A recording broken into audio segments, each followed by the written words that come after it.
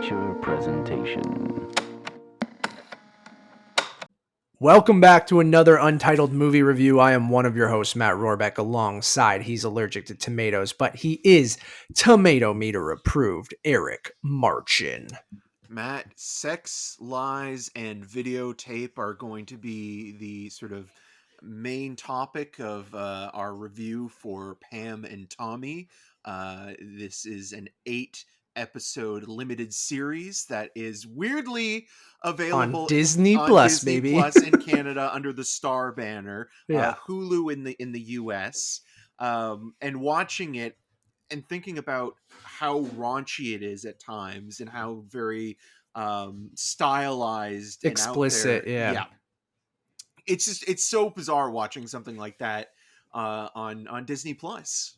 Yeah, I mean, that's what you get with the Fox merger and the kind of international distribution. So yeah, for people that don't know, it's playing Hulu in the US. It will have the first 3 episodes being released, I believe, this Friday, correct? Or Wednesday? Is it the second? God. I thought it was February 2nd. Oh, it's Wednesday. Yeah, Wednesday, Yes. February 2nd. You get the first 3 episodes, and then it will be weekly moving forward. So by the time you're listening to this, the first 3 episodes should be up.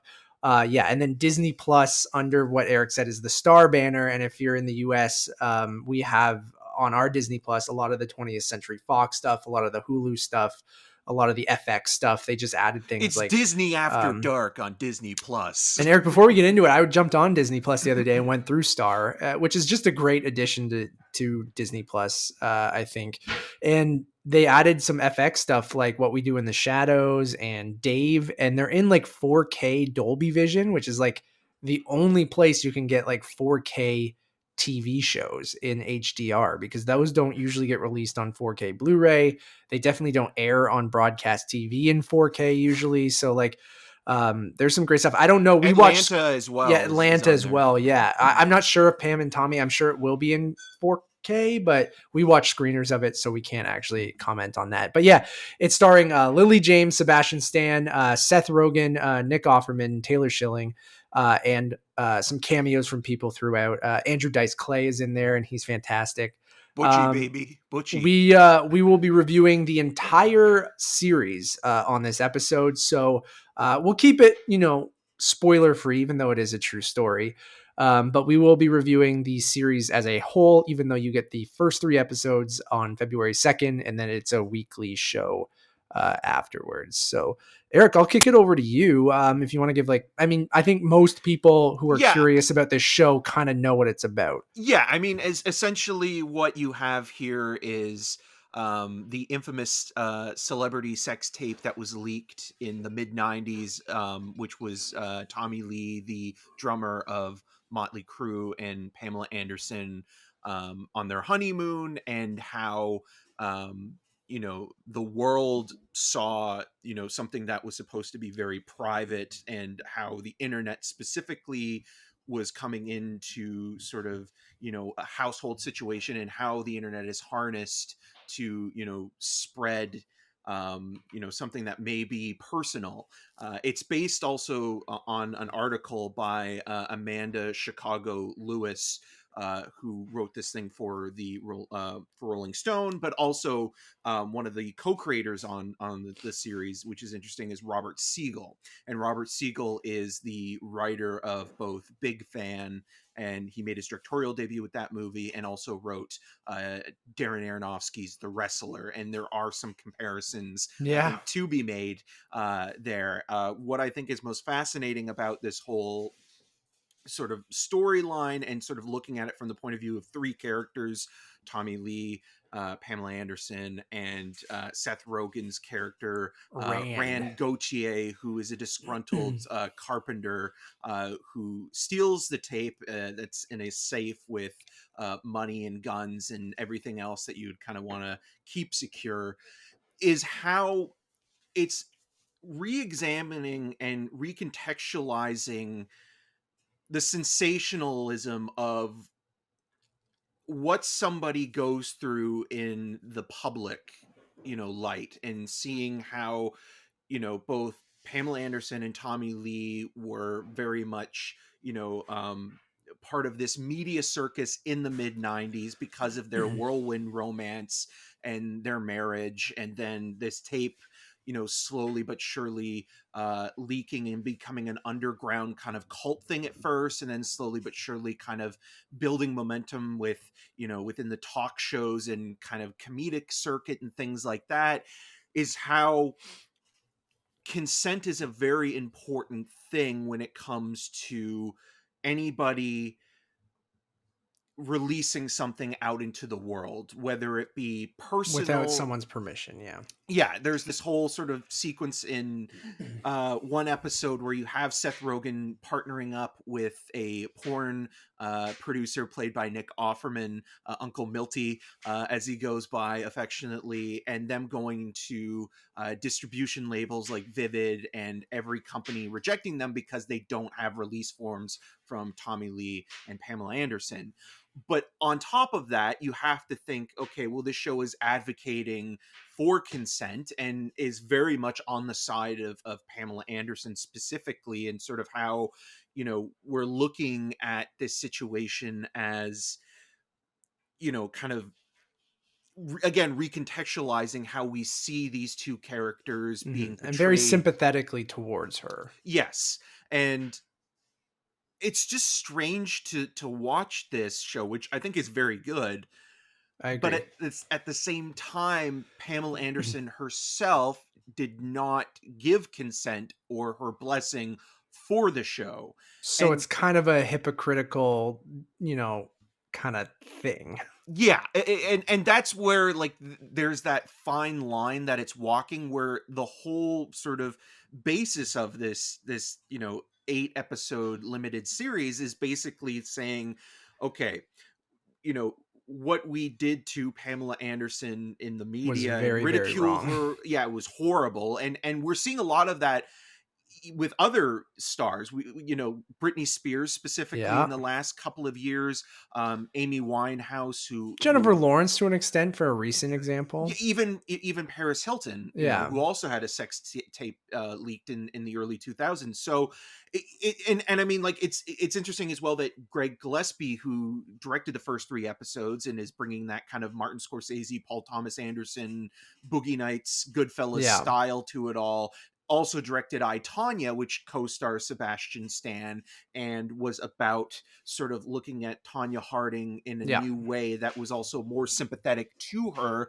as a person and not just turning her into a punchline. But like I, Tonya, I think I, Tonya, which was tonally a little bit astray at times in terms of it romanticizing the abusive relationship between Tonya Harding and her husband, this is a little bit questionable again when it comes to, what it's advocating for. And ultimately what it's advocating for and in support of is Pamela Anderson, and Pamela Anderson herself doesn't want to relive probably one of the worst parts, and it puts her in the life. Spotlight again, right? And exactly, like people on this same thing, about the same thing. And I'm 100% with you. That's exactly how I felt watching the entire thing. I think it is a thoroughly entertaining, a thoroughly disturbing, a thoroughly funny, really well put together miniseries with some fantastic performances. Like, I think Lily James is absolutely incredible. The hair and makeup team and prosthetics team on this show it's some of the best I think I've ever seen. I feel like you completely lose yourself in Lily James in this whole thing, and she really carries the entire series. And I do like that the show, puts you in her shoes and talks about those things like consent and recontextualizes those things. And even as a young man who lived through this in the 90s and watched this tape and these things have happened over and over again, where it kind of makes you think about the choices you've made and all of those things too, of being like, yeah, this thing is objectively wrong what they did, and we shouldn't have watched it, we shouldn't have shared it. All these people who just think it's this innocent thing because they're a celebrity, and you're like, well, it's out there, why wouldn't I watch it? And then that's the kind of thing recently with all the leaked iCloud photos and all that kind of stuff. Like, I think the show does a good job of condemning all of that stuff with some really good performances, and then some tonally strange kind of pacing throughout that is, again, all those things that I listed, that it's at times hilarious. I think it's at times very kind of disturbing and intense. And then I think a lot of times it's fun too. And then it's like, and sexy at times, but then also like very much not. And I just thought it was like, it was probably my favorite thing Craig Gillespie has done, even though, yes, he's a producer and he directed the first couple. Is he a producer? Yeah, he's an executive. Sorry, no, it's Rogen and Goldberg who are producing it, and he directed the first Yeah, three Evan episodes. Goldberg being Seth Rogen's Yeah, because it was producer and Point also Grey. Yeah, co-writer on other movies like yeah, This Is the End. yeah, and Dave Franco too, um, who's great in The After Party. Everyone should go watch that too. Anyways, and then while I was watching it, I had all the exact same thoughts you had, Eric. Where I remember talking to Nevis about this and just being like, this show is really, really good. And I think it's very sympathetic towards Pamela Anderson. And I think does a good job with all of that stuff. But then if you take the real life thing and what's happening in this show, and then now you're in 2022 and, you know, people have openly talked about that she didn't really want to be associated with this. Like Lily James has talked about that she wanted to talk to Pamela Anderson, but Pamela Anderson was not interested in it. Because again, why would she want to relive this? Like it's like beyond her. Like it finally kind of went away, and people focused on other things. And then you know, this show, even though it is sympathetic towards her and it's very well done, I think then puts her in the spotlight again, and especially kind of fumbles that consent thing that it's doing. It does a good job in the show, but then if you didn't do that exact thing, you're kind of maybe not, you know, it's not the exact apples to apples thing, but it's still, because it's discussing those things and it depicts them in this show, and kind of probably take some creative liberties with what happened and things like that that aren't necessarily 100% true because it sensationalizes it for, you know, a television show. That I think that's where I'm a bit conflicted in the show overall, even though I really liked it. Like I think Andrew Dice Clay is fantastic. Anytime I see him show up, I think he's just so naturally amazing in these kind of like sleazeball kind of like I will kill you roles like Yeah, all the so time. he's playing basically Butchie. this loan shark, this mafia Yeah. loan shark that gives enough money to distribute and sort of mass produce enough of these tapes, you know, throughout the U.S. and even internationally, to make that work. And what's also interesting about him, the guy that he's playing, is that he's the same gentleman who was one of the producers on the original Texas Chainsaw Massacre. Interesting. So Didn't know because that. they even mention it Yeah. in when they kind of like when Nick Offerman's character is kind of like giving Seth Rogen's character kind of the rundown, he's saying like, oh, he started in like, you know, exploitation horror Right. movies and stuff like that, and Texas Chainsaw was like his big kind of like money getter at the time, so like paid very little and then Yeah. sort of gained a large profit back. But yeah, it's an amazing show for the character work. I think Yeah. that there's a lot of really great performances throughout the entire run of the 8 episodes. You have even people like, you know, Fred Heckinger, who Yeah. seems to be, Popping you up know, in everything. ubiquitous right now. This pandemic, I have seen Fred Hershinger Yeah. Hershinger in everything. Everything. I feel like everything I've watched in the pandemic, he pops up for at least an episode. Yeah, and then even like during the disposition where you have, you know, the high-priced lawyer played by Paul Van Victor, who is so good in so many character roles. I mean, I Yeah. just talked about recently a really bad 90s B movie called Body Parts. And, Yeah. you know, he's in that. Oh, So is he? Okay. yeah, he's just one of those guys that like every time you see him, it's like, oh, it's that guy, that great kind of like Yeah. character actor. Absolutely. Yeah. But what I think the best stuff of this show and what I wasn't expecting from it, and this kind of goes, you know, in line with The Wrestler a little bit as well, is sort of looking at what's relevant. you know, this is at a time when the internet is starting to become a household product, a household item. People are still kind of getting used to the idea of what it is and what it's capable of. And you're seeing that through, you know, the point of view of Rogen's character and how he uses it to, you know, profit off of this tape, and you know, how that eventually backfires. And also, again, like how we're seeing, you know, certain industries change because of that, specifically porn, where you know, certain characters are looking to what the future is with that. And you know, some people are kind of, you know, doing that kind of wink at the camera thing where it's like, oh, this will never work, or that kind of thing. But then on top of that, another interesting kind of sort of cut that kind of works alongside it is that you have Tommy Lee, who at this time in his career with Motley Crue kind of feels irrelevant, and is, you know, Like a has been. watching basically sort of this flood of people like Kurt Cobain and Eddie Vedder and Third Eye even Blind. Alanis Morissette and Third Eye Blind, where like Yeah. the grunge era kind of came in the early 90s and wiped away all the kind of hair metal band stuff.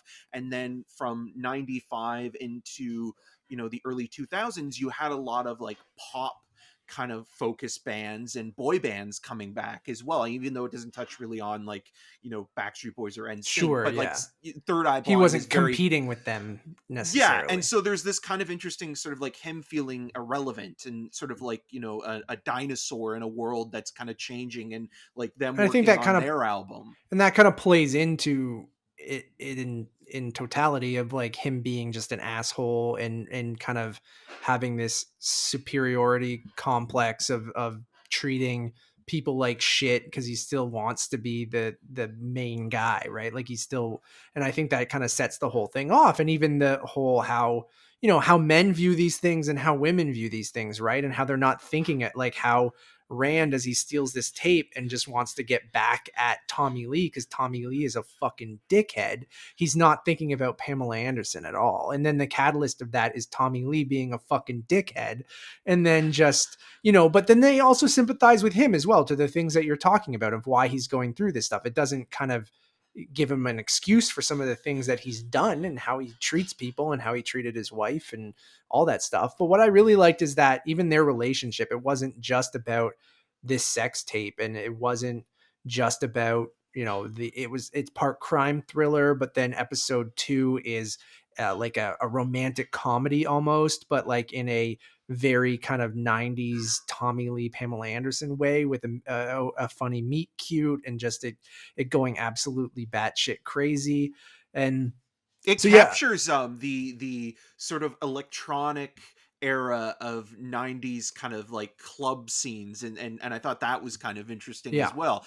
A lot of it like is kind of really playing it on thick with the nostalgia of, you know, the aesthetic of Music it all, and with like, yeah, the music, the it's look. very that kind of costumey kind of, and Gillespie's done that in, you mentioned I, Tonya, and other things too. And Like it's really Cruella even more Cruella is really recently, heavy on the music and the the needle needle drops, drops. and like it's just wall to wall music. And then I'm a sucker for that kind of stuff, especially for a time like when you see the Labatt Blue logos pop up and like it goes to Vancouver in the 90s and stuff like that. And Well, I mean, Pamela Anderson is Canadian, and all the, so yeah, exactly, and all the branding and stuff like that. I'm a real sucker for just the attention to detail, even though it can be kind of cheap just to kind of put you into that time and place. But I thought the wall-to-wall music was awesome in this because like it's just you know, again, a time where we were still very young, but still very familiar with a lot of the music. And I just think some of the music choices were great too. And I disagree there, though. really, I, okay, I think that I think there's a lot of good music, but sometimes it kind of feels like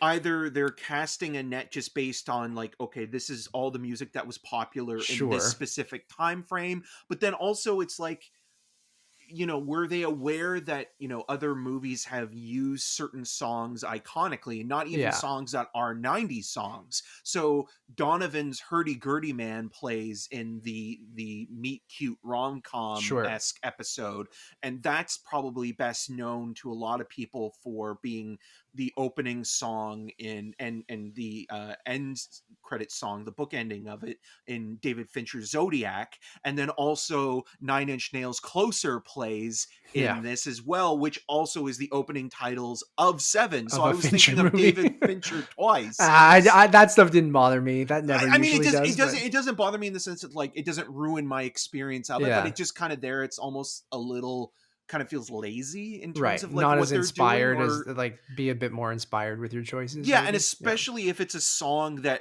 kind of is very, connected to another film. Like I think when you think of Zodiac, you think of Donovan doing the Sure. and that coming in, and like, it's a pick stuff that works. And I mean, it is interesting as well that there are no Motley Crue songs. And I'm sure because Tommy Lee did meet with Sebastian Stan. They have Yeah. talked about that, but I don't think he's like officially involved in this series, right? So Right. like, I doubt they would have given them permission to put any of their actual music in this. But Third Eye Blind is so yeah, which is great. Semi-Charmed Life is That is as on an end there. credits song is fantastic in that episode. But yeah, we haven't talked about Sebastian Stan that much. I think Or again, Seth Rogen, or Seth for that Rogen. matter. But I think Yeah. this series is Lily James through and through. Yeah.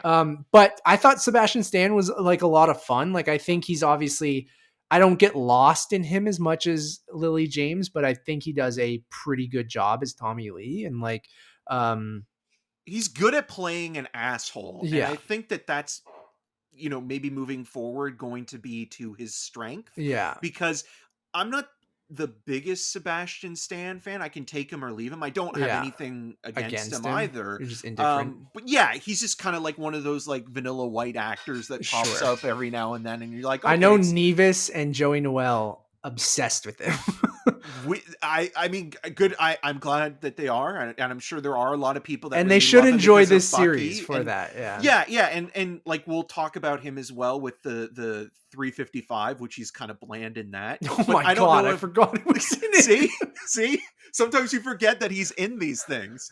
He kind of almost just disappears into the background, but here he is very, very good. He is good, yeah. And I think again, like in that first episode, he is a very good heel to Seth Rogen's Rand character, who is also portrayed in some of these episodes as very sympathetic, as somebody who is a blue collar kind of working man and is ripped off by this, entitled celebrity. And, you do, even though what he does is wrong, and obviously the show it is not in support of what he is doing to get back at Tommy Lee, especially again because Pamela Anderson is the victim here. It is showing you that, okay, well, you can understand, you can at least understand why he did what he did, even if you don't even if it wasn't agree thinking with it. about, yeah, exactly. And I can see Rogen being attracted to the part specifically because of the character being so interested and invested in theology, and Seth Rogen's own career, he seems to be very fascinated by religion. So you look at, This Is the End, Sausage Party, even Preacher, like he seems to have this kind of interest in sort of like doomsday biblical kind of a lot of stuff. stoners too. Yeah, and what I really like, I love Seth Rogen. He's good in this. I think he's good too. This is one of those performances that kind of fits into the category of Steve Jobs or Take This Waltz, where it's very subdued, the subdued stoner. He's usually cantankerous. He's kind of a jerk, and it's not the kind of role that you would like. He doesn't disappear like Sebastian Stan. No, it's very much Seth Rogen, but it's good character work. And like I feel like the strongest stuff here is the acting. Like there's one episode called Jane Fonda where Pamela Anderson is starting to get ready for the barbed wire kind of press junket that's going on, and that movie is terrible. I haven't watched it in forever. Sex tape or not, I don't think that like that movie would have taken off. Launched her. No. I remember that. But it is funny that Clint Howard is in it. The one scene because he's in the movie. Yeah. Oh, that is funny. Yeah, I didn't even put two to two together. The barbed wire VHS cover is something I remember seeing at Blockbuster Yeah. forever, dude, because it would move to it was always in the 7-day rental, like older movies section. And I just, yeah. And it stood out to me every single time as a young boy. Anyways, keep going. Sorry. Yeah, and I think that that's kind of just like interesting in itself. Like that episode, at the beginning of that episode, you see that Pamela Anderson is really excited to have this opportunity to deliver this monologue that's been written for Baywatch.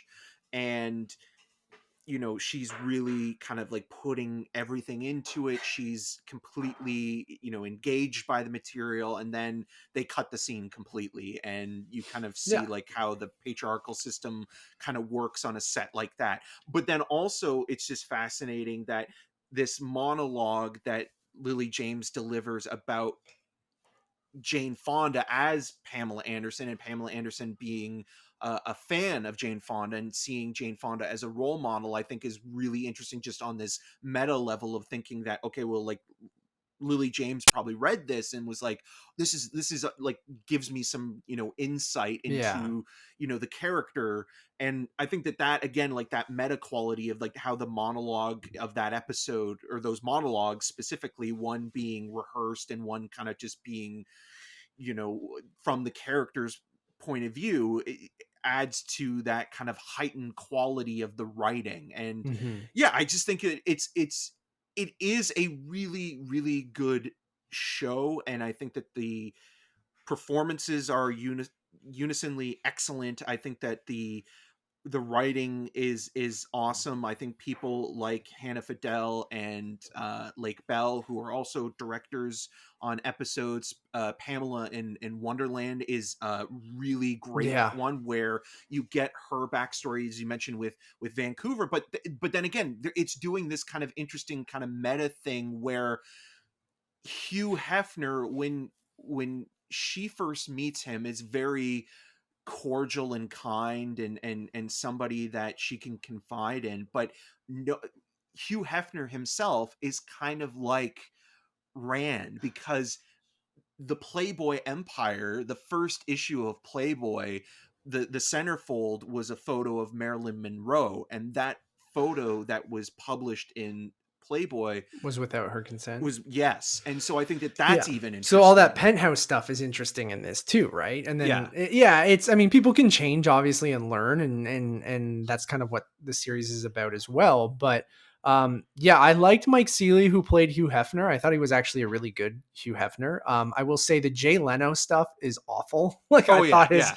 the makeup and the guy who plays Leno, like I don't even know who it was. It's as bad as that HBO movie about the late night talk show wars from the early 90s, Oh man, where it's the one thing where all the makeup and prosthetics are great it's a in this show, caricature. but this looks like, yeah, like a Dick Tracy villain. Yeah, like it's just, you can tell it's just like making someone's head look like a box and then someone doing like a bad Jay Leno impression. And I'm sorry to that guy, but I'm But just it like, is bad. it's It the is very one bad. distracting thing, and unfortunately the series opens with it. And I'm like right away, it's the first thing you see is the talk show interview, and you got this bad look to Jay Leno, and like he's just got this fucking chin and just looks awful, like awful. And like I think the show is fantastic, and I don't want to end on a bad note, but like it's the Jay Leno makeup and that caricature is just one of the worst things in the show.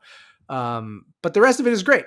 I thought, again, yeah, I agree with everything you're saying, Eric. Like it's a great character piece, and everyone I think is just, Nick Offerman's great too. We didn't talk about him, but like He's so he's good just as like, kind of like balancing that yeah, kind of like sleazy sweaty. likability.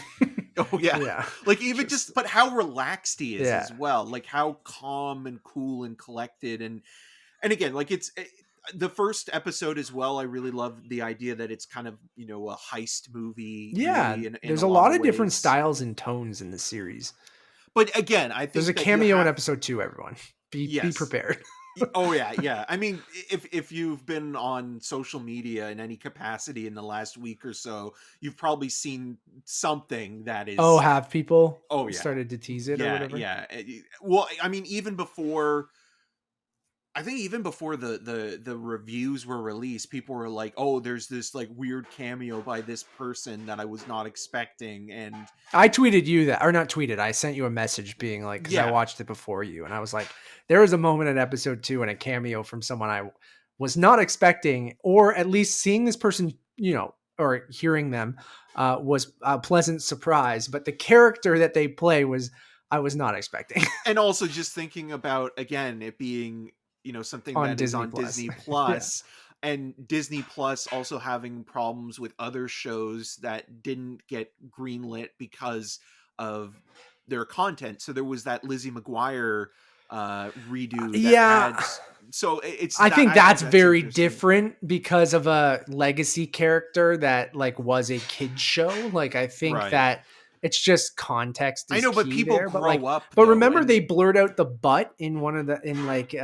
what movie was that? In Splash. Splash. And Yeah. then so like to go from And they cut out the F word in Adventure of Babies in yeah, Adventures of so to go Babysitting. from that, which I get Disney Plus in the US is very different than certain territories like us where we have Star.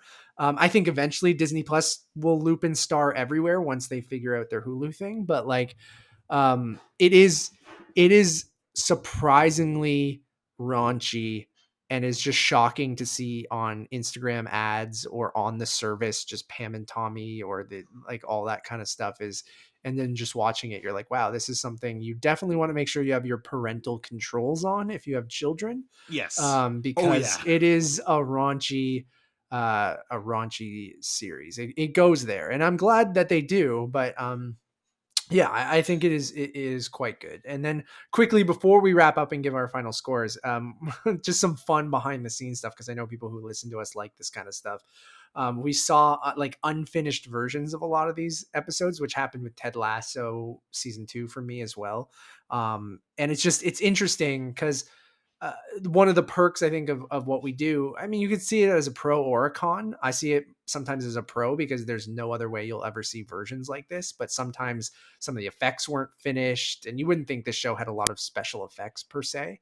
Um, but there were times where like green screen or like something that they have to insert later, or there's some ADR moments that made for really unintentionally funny kind of things because they had someone else read the dialogue that It's had to all be temp yeah, ADR. yeah. So stuff like that was funny And you can and tell it's not the person's voice. no, it's Like so funny. It's there's just one like, bit with Fred oh Heckinger yeah, that it's I like rewound. It was so funny. it sounds like a 48-year-old Yeah. man.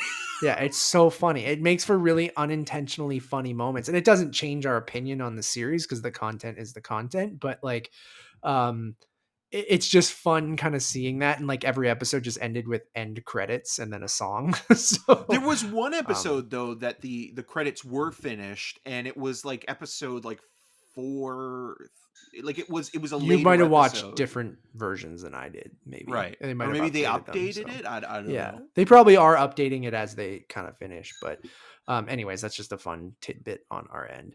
I really, really, really, really liked it. Even if I had like a, it's a pretty big problem with the consent thing. Especially Um, because it's advocating for it throughout the entire yes.